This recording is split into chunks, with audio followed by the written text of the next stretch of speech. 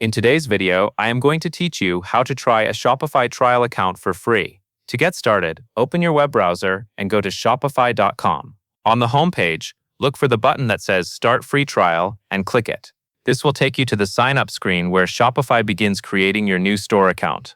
Next, you will need to enter an email address that you can access, because Shopify may use it for account verification and important store notifications.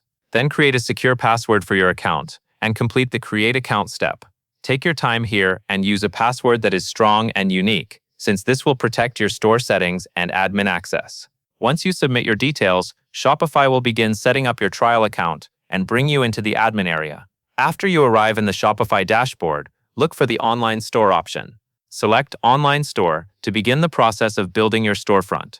At this point, Shopify will prompt you to create your store name. Choose a name that matches your brand or the type of products you plan to sell.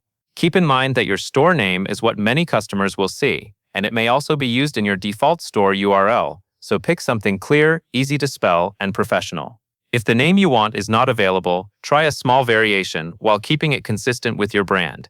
Once your store name is created, you may see a plan selection banner near the bottom of the screen. Shopify often shows an introductory offer, such as a heavily discounted rate for the first few months.